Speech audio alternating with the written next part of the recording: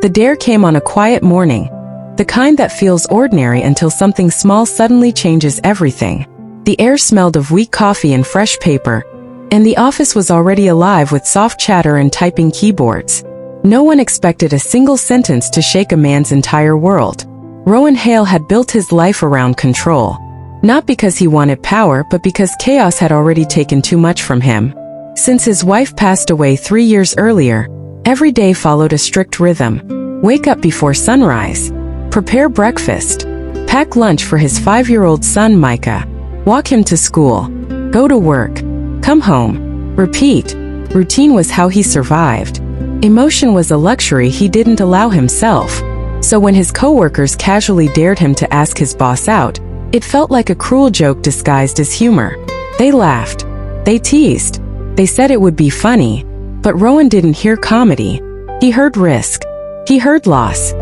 He heard everything he had spent years protecting himself from.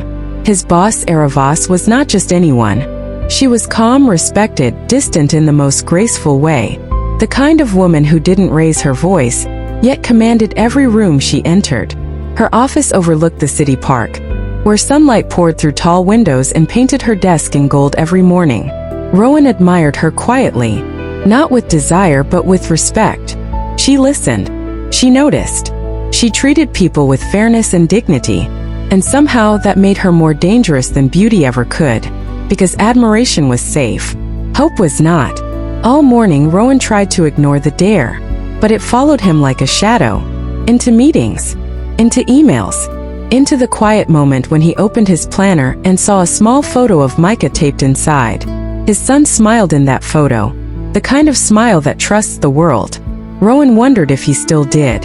He wasn't afraid of rejection. He was afraid of wanting again. Wanting meant risking pain, and pain was something he could not afford, not with a child depending on him.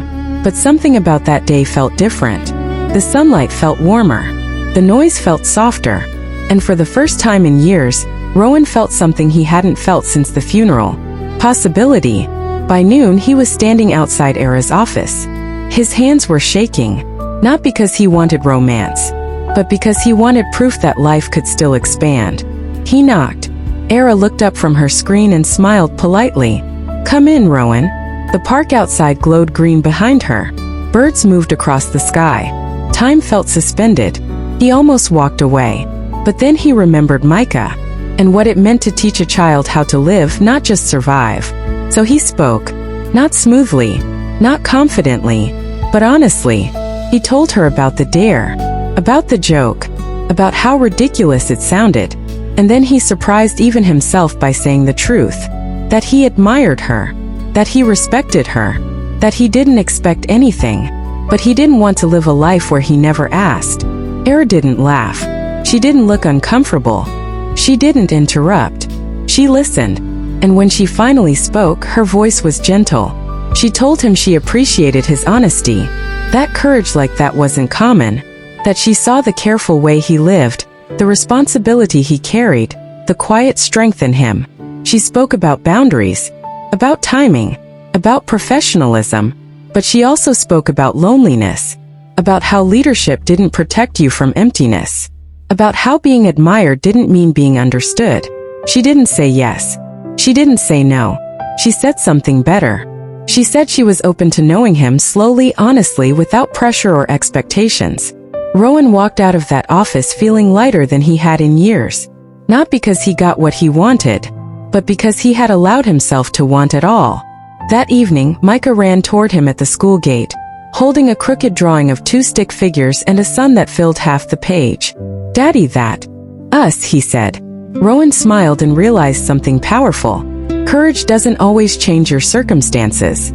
Sometimes it just changes you. The days that followed were not dramatic.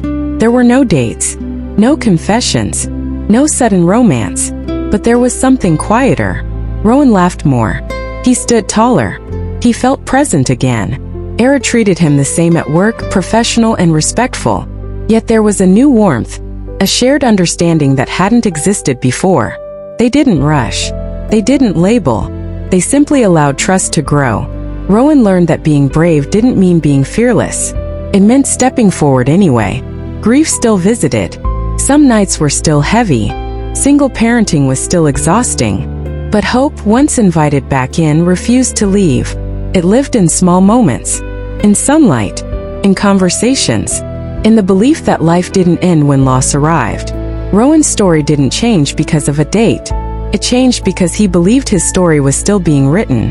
And sometimes all it takes to begin a new chapter is the courage to ask,